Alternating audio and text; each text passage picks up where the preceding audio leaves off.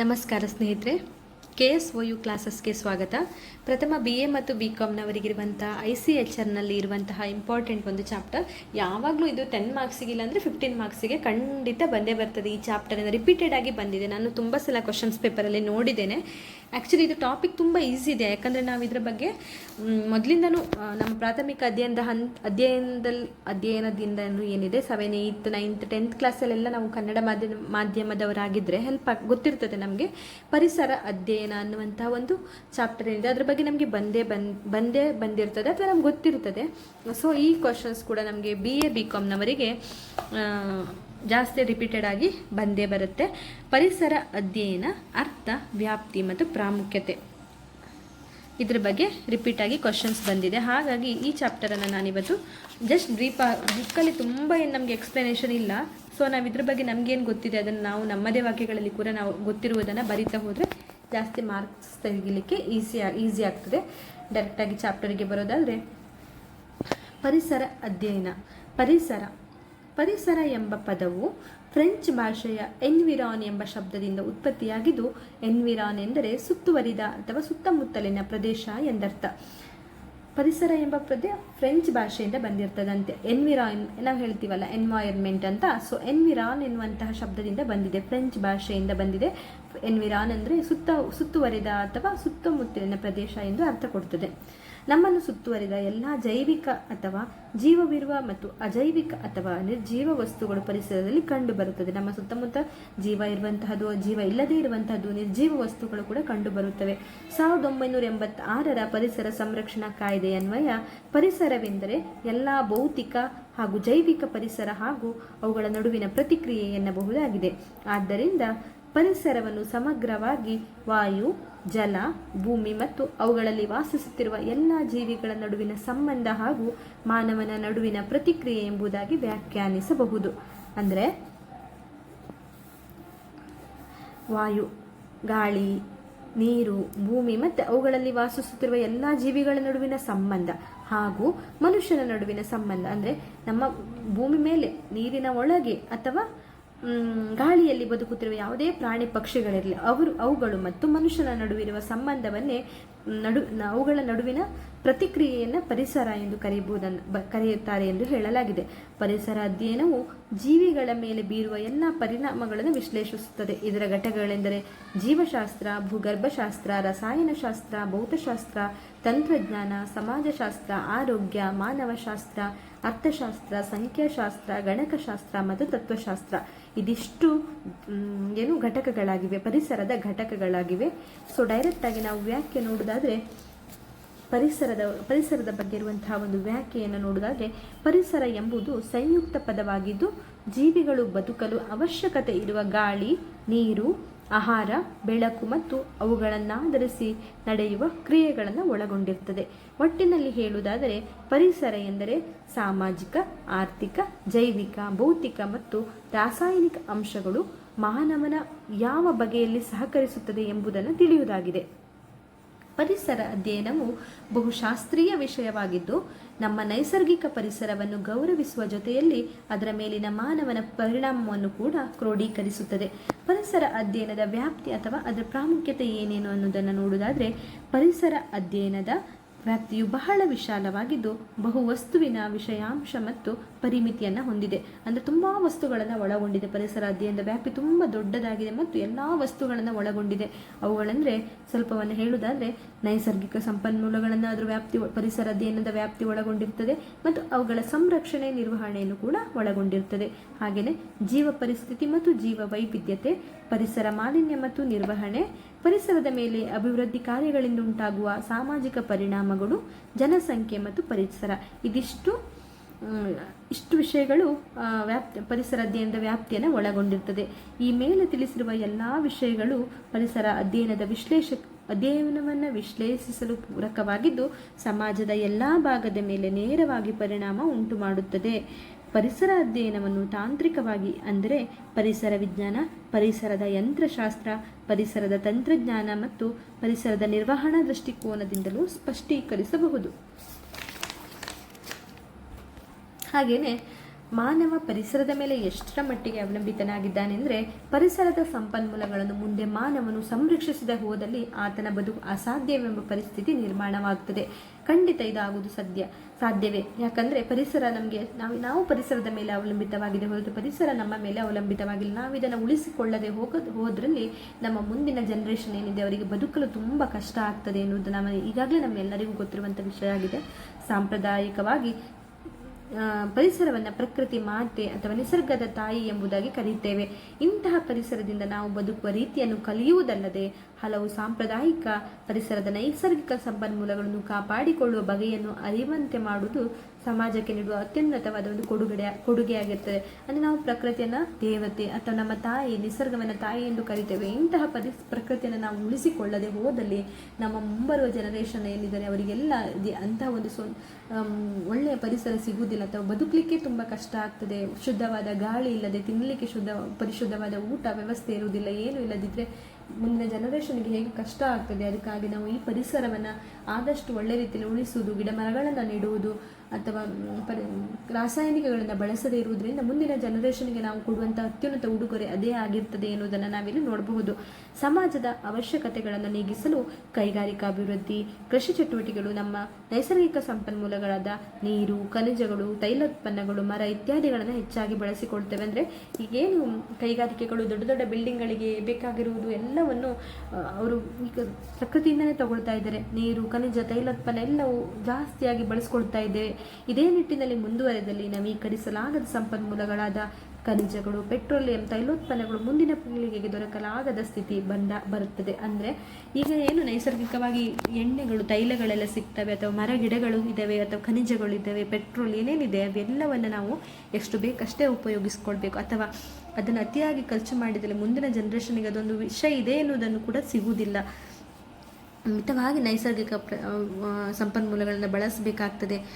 ನವೀಕರಿಸಲಾಗುವ ಸಂಪನ್ಮೂಲಗಳಾದ ಮರಗಳು ಜಲವನ್ನು ಸಸ್ಯ ನೆಡುವ, ಮಳೆಯ ಮೂಲಕ ಪಡೆಯಬಹುದಾದರೂ ನಮ್ಮ ದುರ್ಬಳಕೆ ಮುಂದುವರಿದಲ್ಲಿ ಅವನ್ನು ಕಳೆದುಕೊಳ್ಳುತ್ತೇವೆ. ಅಂದರೆ ನವೀಕರಿಸಲಾಗದದ್ದೇನಿದೆ ಅದು ಈ ಪೆಟ್ರೋಲಿಯಂ, ತೈಲೋತ್ಪನ್ನಗಳು ಇವೆಲ್ಲ ಖನಿಜಗಳಿದೆಲ್ಲವೂ ನಮಗೆ ನಾವು ಮಾಡಲಿಕ್ಕಾಗೋದಿಲ್ಲ. ಪ್ರಕೃತಿಯೇ ಕೊಟ್ಟದ್ದು ನಮಗೆ.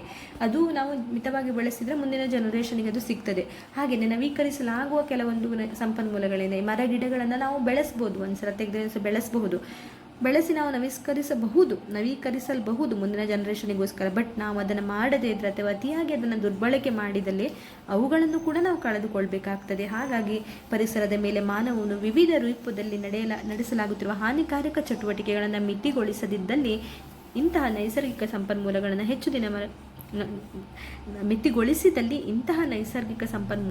ಹೆಚ್ಚು ದಿನಗಳವರೆಗೆ ಕಾಪಾಡಿಕೊಳ್ಳಬಹುದು. ಅಂದರೆ ಮನುಷ್ಯ ತಾನು ಖರ್ಚು ಮಾಡುವ ಏನಿದೆ ಅದನ್ನೆಲ್ಲ ಒಂದು ಮಿತವಾಗಿ ಮಾಡಿದರೆ ಅಥವಾ ಈ ನೈಸರ್ಗಿಕ ಸಂಪನ್ಮೂಲಗಳನ್ನು ಬಳಸಿಕೊಳ್ಳುವುದರಲ್ಲಿ ಮಿತವಾಗಿ ಮಾಡಿದರೆ ಅಥವಾ ಅದನ್ನು ಯಾವುದನ್ನೆಲ್ಲ ಯೂಸ್ ಮಾಡ್ಬೋದು ಹಾಗೆಲ್ಲ ಮಾಡಿಬಿಟ್ಟು ಅದನ್ನು ಏನು ಆದಷ್ಟು ಅದನ್ನು ರಕ್ಷಿಸಿಕೊಂಡ್ರೆ ಮುಂದಿನ ಜನರೇಷನ್ಗೆ ನಾವು ಅದನ್ನೆಲ್ಲ ಕಾಪಾಡಿಕೊಳ್ಬಹುದು ಅನ್ನೋದನ್ನು ನಾವಿಲ್ಲಿ ನೋಡಬಹುದಾಗಿದೆ. ಅಂದರೆ ನಾನು ಪುಸ್ತಕದಲ್ಲಿ ಏನಿದೆ ಅದನ್ನು ಮಾತ್ರ ಬರಿಬೇಕಾಗಿಲ್ಲ. ನಿಮಗೆ ಗೊತ್ತು ನೈಸರ್ಗಿಕ ಸಂಪನ್ಮೂಲ ಅಂದರೆ ಏನು, ಯಾವುದೆಲ್ಲ ಇದೆ. ಮರ ಗಿಡಗಳು, ಪ್ರಾಣಿ ಪಕ್ಷಿಗಳು ಎಲ್ಲವೂ ನೈಸರ್ಗಿಕ ಸಂಬಂಧಪಟ್ಟವೆ. ಈಗ ನಾವು ಅನೇಕ ಪ್ರಾಣಿ ಪಕ್ಷಿಗಳನ್ನು ನಾವು ನಮ್ಮ ಹಿಂದಿನವರು ನೋಡಿರುವಂಥ ಅನೇಕ ಪ್ರಾಣಿ ಪಕ್ಷಿಗಳಿಂದ ಅದೆಲ್ಲ ಈಗಿನ ಜನರೇಷನ್ಗೆ ಕಾಣಲಿಕ್ಕೆ ಸಿಗುವುದಿಲ್ಲ. ಅಟ್ಲೀಸ್ಟ್ ಈಗ ನಾವೇನು ನೋಡ್ತೀವಿ ಅದು ಕೂಡ ಮುಂದಿನ ಜನರೇಷನ್ಗೆ ಸಿಗದೇ ಇರುವಂಥ ಸಂದರ್ಭಗಳು ಇರುವಂತಹದ್ದೇ.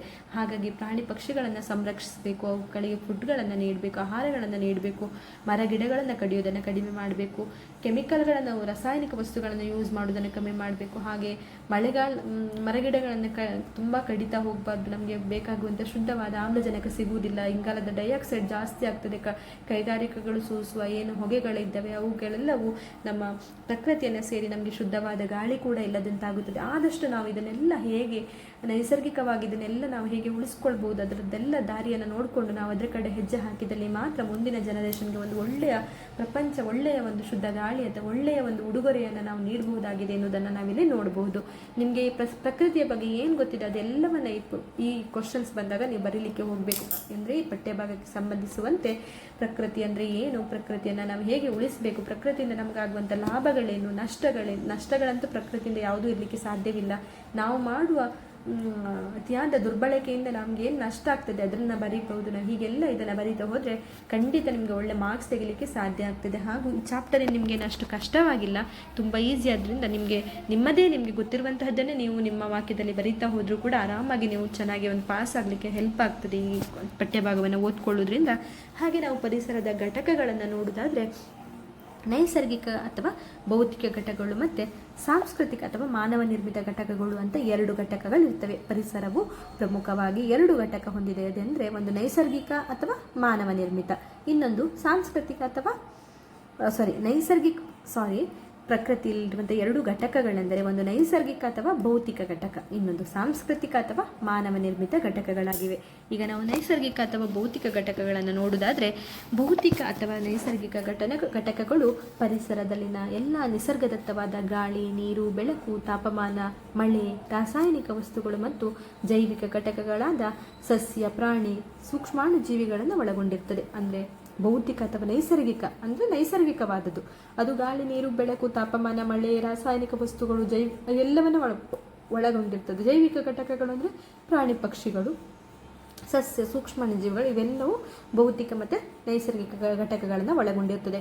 ಈ ಘಟಕಗಳು ತಮ್ಮಲ್ಲೇ ಸಂಬಂಧ ಹಾಗೂ ಅವಲಂಬನೆ ಹೊಂದಿದ್ದು ಪರಿಸರದ ಸಮತೋಲನ ಕಾಪಾಡಲಿಕ್ಕೆ ಸಹಕರಿಸ್ತವೆ. ಅಂದರೆ ಅವುಗಳನ್ನು ಅಲ್ಲೇ ಅವ್ರದ್ದು ಒಂದು ಸುತ್ತ ಇರ್ತದೆ, ಊಟಕ್ಕೆ ತಿಂಡಿಗೆ ಅವರನ್ನೇ ಅವಲಂಬಿಸಿಕೊಂಡು, ಅಲ್ಲಿರುವಂಥದ್ದನ್ನೇ ಅವಲಂಬಿಸಿಕೊಂಡು ಅವು ಬದುಕ್ತವೆ ಮತ್ತು ಅವು ಪರಿಸರದಲ್ಲಿರುವಂತಹ ಒಂದು ಸಮತೋಲನವನ್ನು ಕಾಪಾಡ್ತವೆ. ನೈಸರ್ಗಿಕ ಘಟಕಗಳು ಪರಿಸರದ ಗುಣಮಟ್ಟ ಕಾಪಾಡಲು ನಡೆಸಿದ ಹಲವು ಪ್ರಯತ್ನಗಳು ವಿಫಲವಾಗಿರುವ ಉದಾಹರಣೆಯನ್ನು ಕಾಣಬಹುದು.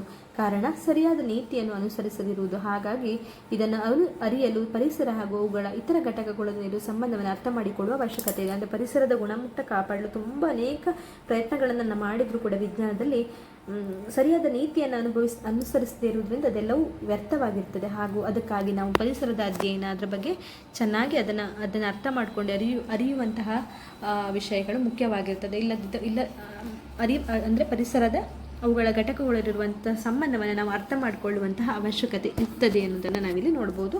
ಪರಿಸರದ ಮೊದಲನೇ ಘಟಕದಲ್ಲಿ ಅಂದರೆ ನೈಸರ್ಗಿಕ ಮತ್ತು ಭೌತಿಕ ಘಟಕಗಳಲ್ಲಿ. ಹಾಗೆಯೇ ಸೆಕೆಂಡ್ ಘಟಕ ಏನಂದರೆ ಸಾಂಸ್ಕೃತಿಕ ಮತ್ತು ಮಾನವ ನಿರ್ಮಿತ.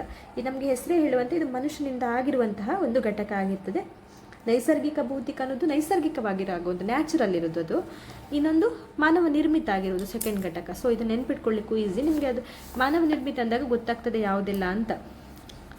ಸೊ ಎರಡನೇ ಘಟಕವನ್ನು ಸ್ವಲ್ಪ ಬ್ರೀಫಾಗಿ ಹೇಳುವುದಾದರೆ, ಸಾಂಸ್ಕೃತಿಕ ಅಥವಾ ಮಾನವ ನಿರ್ಮಿತ ಘಟಕಗಳೆಂದರೆ ಪರಿಸರದಲ್ಲಿ ಮಾನವನಿಂದ ನಿರ್ಮಿತನಾದ ಘಟಕಗಳೆನ್ನಬಹುದು. ಉದಾಹರಣೆಗೆ ನಗರಗಳು, ಕೈಗಾರಿಕೆಗಳು, ಗಣಿ ಪ್ರದೇಶಗಳು, ರಸ್ತೆ, ರೈಲ್ವೆ ಇತ್ಯಾದಿ. ಇವುಗಳೆಲ್ಲವೂ ನಾಗರಿಕತೆ ಮತ್ತು ವಿಜ್ಞಾನ ಮತ್ತು ತಂತ್ರಜ್ಞಾನದ ಅಭಿವೃದ್ಧಿಯ ಪ್ರತೀಕವಾಗಿರ್ತದೆ.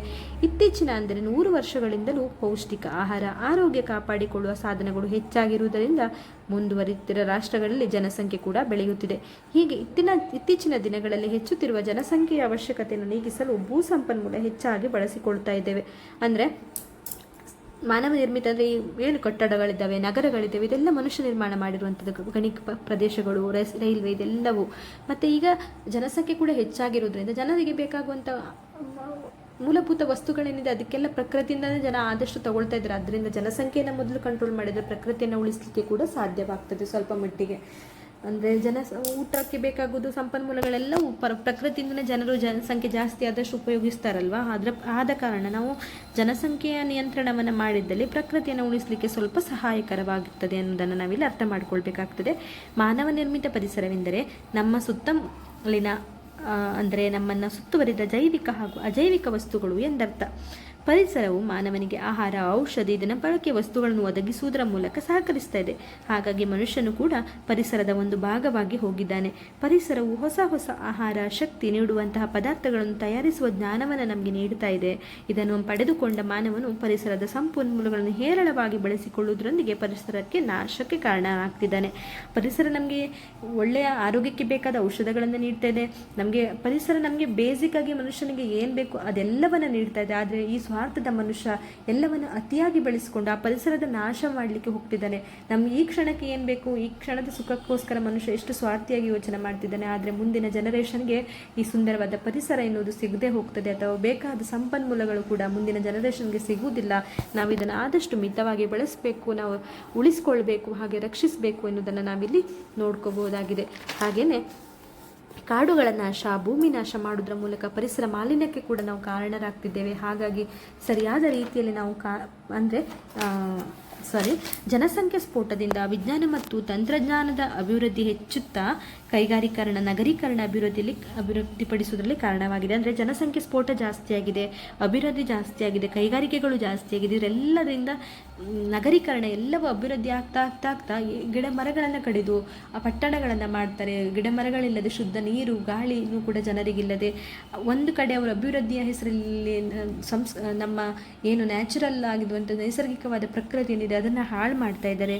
ಇಂತಹ ಅಭಿವೃದ್ಧಿ ಕಾರ್ಯಗಳೇ ಪರಿಸರ ನಾಶಕ್ಕೆ ಕೂಡ ಕಾರಣವಾಗಿದೆ. ಈ ಅಭಿವೃದ್ಧಿ ಹೆಸರಲ್ಲಿ ಪರಿಸರವನ್ನು ನಾಶ ಮಾಡ್ತಾ ಇದ್ದಾರೆ. ಕೈಗಾರಿಕಾ ಕ್ರಾಂತಿಯಿಂದಾಗಿ ಹೆಚ್ಚಾದ ಜನಸಂಖ್ಯೆಯು ನೈಸರ್ಗಿಕ ಸಂಪನ್ಮೂಲಗಳ ಮೇಲೆ ಒತ್ತಡ ಹೇರಿ ಕಾಡುಗಳ ನಾಶ, ಭೂಮಿ ನಾಶ ಮಾಡೋದ್ರ ಮೂಲಕ ಪರಿಸರ ಮಾಲಿನ್ಯಕ್ಕೆ ಕೂಡ ಕಾರಣರಾಗ್ತವೆ. ಅಂದರೆ ಜನಸಂಖ್ಯೆ ಸ್ಫೋಟ ಜಾಸ್ತಿ ಆಗಿರೋದ್ರಿಂದ ಜನರು ಜಾಸ್ತಿ ಇದ್ದಾರೆ, ಅವ್ರಿಗೆ ಬೇಕಾಗಿರುವಂಥ ಮೂಲಭೂತ ವಸ್ತುಗಳ ಅವಶ್ಯಕತೆ ಜಾಸ್ತಿ ಆಗಿದೆ. ಅದರ ಕಾರಣದಿಂದಾಗಿ ಕಾಡುಗಳನ್ನು ನಾಶ ಮಾಡ್ತಾರೆ, ಭೂಮಿಯನ್ನು ನಾಶ ಮಾಡ್ತಾರೆ, ಪರಿಸರಕ್ಕೆ ಒಂದು ಮಾಲಿನ್ಯ ಮಾಡ್ತಾ ಇದ್ದಾರೆ. ಶುದ್ಧವಾದ ಆಮ್ಲಜನಕ ಸಿಗ್ತಾ ಇಲ್ಲ, ಸುತ್ತಮುತ್ತ ಬರೀ ಕಾರ್ಬನ್ ಡೈಆಕ್ಸೈಡ್ಗಳನ್ನು ಬೀರ್ತಾ ಇದೆ. ಹಾಗಾಗಿ ಸರಿಯಾದ ರೀತಿಯಲ್ಲಿ ನಾವುಗಳು ಕಾರ್ಯಪ್ರವೃತ್ತರಾಗದಿದ್ದಲ್ಲಿ ಮುಂದೆ ಬಹಳ ಗಂಭೀರವಾದ ಪರಿಣಾಮವನ್ನು ಎದುರಿಸಬೇಕಾಗ್ತದೆ. ಜೊತೆಗೆ ಜೀವ ಪರಿಸರ ವ್ಯವಸ್ಥೆಯೊಂದಿಗೆ ಇದ್ದಂತಹ ಸಂಬಂಧವು ಕೂಡ ಹದಗೆಡುತ್ತದೆ. ಜೀವ ಪರಿಸರ ವ್ಯವಸ್ಥೆ ಅಂದರೆ ನಮ್ಮದು ಏನು ಸೈಕಲ್ ಇದೆ, ಜೀವ ಪರಿಸರ ಮತ್ತು ಜೈವಿಕ, ನಾವು ಮನುಷ್ಯ ಮತ್ತು ಪರಿಸರದ ನಡುವೆ ಇರುವಂತಹ ಒಂದು ಸರ್ಕಲ್ ಏನಿದೆ, ಆ ಒಂದು ಸುಂದರವಾದ ಪ್ರಕೃತಿ ಮಾಡಿದಂಥ ವ್ಯವಸ್ಥೆ ಏನಿದೆ ಅದರ ಮಧ್ಯೆ ಇರುವಂಥ ಸಂಬಂಧ ಕೂಡ ಹದಗೆಡುತ್ತದೆ. ನಾವು ಹೇಗೆ ಪ್ರಕೃತಿಯೊಂದಿಗೆ ಆಮ್ಲಜನಕವನ್ನು ತಗೊಳ್ತೀವಿ, ಹಾಗೆಯೇ ಇಂಗಾಲ ಡೈಆಕ್ಸೈಡನ್ನು ಬಿಡ್ತೀವಿ. ಈಗ ನಾವು ಬರೀ ಇಂಗಾಲದ ಡೈಆಕ್ಸೈಡನ್ನು ತಗೊಳ್ಬೇಕಾಗ್ತದೆ ಆಮ್ಲಜನಕವಿಲ್ಲದೆ, ಯಾಕಂದರೆ ನಾವೇ ಗಿಡಗಳನ್ನು ಕಡಿತಾ ಇದ್ದೀವಲ್ವಾ. ಹಾಗಾಗಿ ನಾವು ನಮ್ಮ ಮತ್ತು ಪರಿಸರದ ಮಧ್ಯೆ ಇರುವಂಥ ಒಂದು ಒಳ್ಳೆಯ ಸಂಬಂಧವನ್ನು ನಾವೇ ಗೆಡಿಸ್ತಾ ಇದ್ದೀವಿ. ಆದ್ದರಿಂದ ಸಂರಕ್ಷಣಾ ಪಾದಿಯ ಅಭಿವೃದ್ಧಿಯ ಮಾರ್ಗವನ್ನು ಪಾಲಿಸಿದರೆ ಆರ್ಥಿಕ ಅಭಿವೃದ್ಧಿ ಹಾಗೂ ಸಂರಕ್ಷಣೆಯನ್ನು ನಾವು ಮಾಡಬಹುದಾಗಿದೆ. ಸಾರಾಂಶ ಏನಂದರೆ, ಒಟ್ಟಾರೆ ಈ ಪಠ್ಯಭಾಗದ ಪರಿಸರ ಎಂಬುದು ಸಂಯುಕ್ತ ಪದವಾಗಿದ್ದು ಜೀವಿಗಳು ಬದುಕಲು ಅವಶ್ಯಕತೆ ಇರುವ ಗಾಳಿ, ನೀರು, ಆಹಾರ, ಬೆಳಕು ಅವುಗಳನ್ನು ಆಧರಿಸಿ ನಡೆಯುವ ಕ್ರಿಯೆಗಳನ್ನೊಳಗೊಂಡಿದೆ. ಪರಿಸರವು ಸಾಮಾಜಿಕ, ಆರ್ಥಿಕ, ಜೈವಿಕ, ಭೌತಿಕ ಮತ್ತು ರಾಸಾಯನಿಕ ಅಂಶಗಳು ಮಾನವನಿಗೆ ಎಲ್ಲ ಬಗೆಯಲ್ಲಿ ಕೂಡ ಸಹಕರಿಸುತ್ತದೆ. ಪರಿಸರವು ಭೌತಿಕ ಮತ್ತು ನೈಸರ್ಗಿಕ, ಸಾಂಸ್ಕೃತಿಕ, ಮಾನವ ನಿರ್ಮಿತವೆಂಬ 2 ಘಟಕಗಳನ್ನು ಒಳಗೊಂಡಿದೆ. ಈಗಾಗಲೇ ನಾವು ಕೇಳ್ಕೊಂಡಿದ್ದೀವಿ, ಭೌತಿಕ ಮತ್ತು ನೈಸರ್ಗಿಕ, ಸಾಂಸ್ಕೃತಿಕ ಮತ್ತು ಮಾನವ ನಿರ್ಮಿತ 2 ಘಟಕಗಳನ್ನು ಒಳಗೊಂಡಿದೆ. ಅದರಲ್ಲಿ ನೈಸರ್ಗಿಕ ಘಟಕಗಳೆಂದರೆ ಬೆಳಕು, ನೀರು, ತಾಪಮಾನ, ಗಾಳಿ, ಮಳೆ ಹಾಗೂ ರಾಸಾಯನಿಕ ಮತ್ತು ಜೈವಿಕ ಘಟಕಗಳು, ಸಸ್ಯಗಳು, ಪ್ರಾಣಿಗಳು, ಸೂಕ್ಷ್ಮಾಣುಜೀವಿಗಳು. ಹಾಗೆಯೇ ಮಾನವ ನಿರ್ಮಿತ ಘಟಕ ಎಂದರೆ ಕೃತಕವಾಗಿರುವಂಥದ್ದು. ನಗರ, ಕೈಗಾರಿಕೆ, ಗಣಿ ಪ್ರದೇಶ, ರೈಲ್ವೆ ರಸ್ತೆ ಇತ್ಯಾದಿಗಳನ್ನು ಹೊಂದಿದ್ದು ನಾಗರಿಕತೆಯ ಪ್ರತೀಕವಾಗಿದೆ. ನಾವು ಇದನ್ನು ಓವರಾಲ್ ಹೇಳೋದಾದರೆ ಪರಿಸರದ ಬಗ್ಗೆ ನಾವು ಇಲ್ಲಿ ಬರೀಬೇಕಾಗ್ತದೆ. ಆಮೇಲೆ ಪರಿಸರದ ಅರ್ಥ ಏನಂತ, ಎನ್ವಿರಾನ್ಮೆಂಟ್ ಎನ್ನುವಂಥ ಫ್ರೆಂಚ್ ವರ್ಡಿಂದ ಬಂದಿದೆ. ಅಂದರೆ ನಮ್ಮ ಸುತ್ತಮುತ್ತಲಿನ ಪ್ರದೇಶ ಎನ್ನುವಂಥ ಅರ್ಥವನ್ನು ಕೊಡುತ್ತದೆ. ಆಮೇಲೆ ಪರಿಸರದಲ್ಲಿರುವಂಥ ಹೇಗೆ ಪರಿಸರ ಆಗಿದೆ, ಪರಿಸರ ಹೇಗೆ ರೂಪುಗೊಂಡಿದೆ ಅನ್ನುವುದನ್ನು ನಾವಿಲ್ಲಿ ಬರಿಬೇಕಾಗ್ತದೆ. ಆಮೇಲೆ ಪರಿಸರದ ಘಟಕಗಳು, ಪ್ರಾಮುಖ್ಯತೆ ಏನು, ಪರಿಸರ ಅಧ್ಯಯನದ ವ್ಯಾಪ್ತಿ ಎಷ್ಟಿದೆ ಅಂತ ನಾವು ಬರಿಬೇಕಾಗ್ತದೆ. ಇದೇನು 5 ಪಾಯಿಂಟ್ ಇದೆ. ನೈಸರ್ಗಿಕ ಸಂಪನ್ಮೂಲಗಳ ರಕ್ಷಣೆ ಮತ್ತು ನಿರ್ವಹಣೆ, ಜೀವ ಪರಿಸ್ಥಿತಿ ಮತ್ತು ಜೀವ ವೈವಿಧ್ಯತೆ, ಪರಿಸರ ಮಾಲಿನ್ಯ ಮತ್ತು ನಿರ್ವಹಣೆ, ಪರಿಸರದ ಮೇಲೆ ಅಭಿವೃದ್ಧಿ ಕಾರ್ಯಗಳಿಂದ ಉಂಟಾಗುವ ಸಾಮಾಜಿಕ ಪರಿಣಾಮ ಮತ್ತು ಜನಸಂಖ್ಯೆ ಮತ್ತು ಪರಿಸರ. ಇದಿಷ್ಟುಗಳ ಪರಿಸರ ಅಧ್ಯಯನದ ವ್ಯಾಪ್ತಿಗೆ ಒಳಪಟ್ಟಿರುವಂತಹದ್ದಾಗ್ತದೆ. ಇದು 5 ಪಾಯಿಂಟ್ ಬರೋದು, ಇದನ್ನು ಎಕ್ಸ್ಪ್ಲೇನ್ ಮಾಡಬೇಕಾಗ್ತದೆ. ಹಾಗೆಯೇ ಪರಿಸರದ ಘಟಕಗಳೆಂದರೆ ಜೈವಿಕ ಮತ್ತು ಭೌತಿಕ ಮತ್ತು ನೈಸರ್ಗಿಕ ಏನಿದೆ, ಹಾಗೆಯೇ ಮಾನವ ನಿರ್ಮಿತ ಮತ್ತು ಸಾಂಸ್ಕೃತಿಕ, ಇದೆರಡು ಘಟಕಗಳನ್ನು ವಿವರಿಸಿ ಬರೀಬೇಕಾಗ್ತದೆ.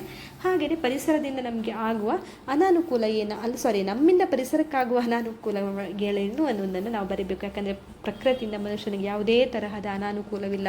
ಬಟ್ ಮನುಷ್ಯನೇ ಅತಿಯಾದ ಸ್ವಾರ್ಥದಿಂದಾಗಿ ಪ್ರಕೃತಿಯನ್ನು ನಾಶ ಮಾಡಿ ತನ್ನ ಕಾಲ ಮೇಲೆ ತಾನೇ ಕೊಡಲಿ ಏಟನ್ನು ಹಾಕ್ಕೊಳ್ತಾ ಇದ್ದಾನೆ.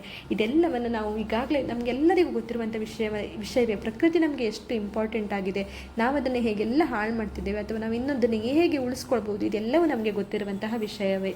ಇದೆಲ್ಲ ವಿಷಯವನ್ನು ನಿಮಗೆ ಗೊತ್ತಿರುವ ಹಾಗೆ ಎಲ್ಲವನ್ನು ಬ್ರೀಫಾಗಿ ಬರೆದು ಹೋಗಬೇಕು. ಯಾಕಂದರೆ ICHR ಯೂಶ್ವಲಿ ನಾನು ಈಗಾಗಲೇ ನೋಡಿರುವಂಥ ರಿಪೀಟೆಡ್ ಆಗಿ ಪರಿಸರ ಅಧ್ಯಯನ ಅನ್ನುವಂಥ ಒಂದು ಚಾಪ್ಟರ್ ಬಗ್ಗೆ ಕ್ವಶನ್ಸ್ ಬಂದೇ ಬರುತ್ತೆ. ಹಾಗೆಯೇ ಇದರಿಂದ ಜನಸಂಖ್ಯೆ ಸ್ಫೋಟ ಅಂತ ಒಂದು ಟಾಪಿಕನ್ನು ಕೂಡ ತೆಗಿಬಹುದು. ಇಲ್ಲ ಪರಿಸರ ಮಾಲಿನ್ಯ, ಅದರಲ್ಲಿ ಶಬ್ದ ಮಾಲಿನ್ಯ, ವಾಯು ಮಾಲಿನ್ಯ ಯಾವುದಾದ್ರೂ ತಗೊಳ್ಬೋದು. ಆ ಸಮಯ ಇದ್ದಲ್ಲಿ ನಾನು ಸಪ್ರೇಟಾಗಿ ಜಲಮಾಲಿನ್ಯ, ವಾಯು ಮಾಲಿನ್ಯ ಮತ್ತು ಶಬ್ದ ಮಾಲಿನ್ಯ, ಜನಸಂಖ್ಯೆ ಸ್ಫೋಟ ಇದಿಷ್ಟು ಕೂಡ ಒಂದು ಕ್ಲಾಸನ್ನು ತಗೊಳ್ತೇನೆ. ಸಮಯವಿದ್ದಲ್ಲಿ ತಗೊಳ್ತೇನೆ, ಇಲ್ಲದೆ ಹೋದಲ್ಲಿ ದಯವಿಟ್ಟು ಈ ಚಾಪ್ಟರ್ಲಿರುವಂಥ ಕೊನೆಯ ಏನಿದೆ ಪಠ್ಯಭಾಗವನ್ನೇನಿದೆ ಅದನ್ನ ಒಂದು ಸಲ ಓದ್ಕೊಳ್ಳಿ. ಈ ಚಾಪ್ಟರ್ ಏನಿದೆ, 4ನೇ ಘಟಕ ಏನಿದೆ, ಇದು ತುಂಬ ಇಂಪಾರ್ಟೆಂಟ್ ಆಗಿದೆ.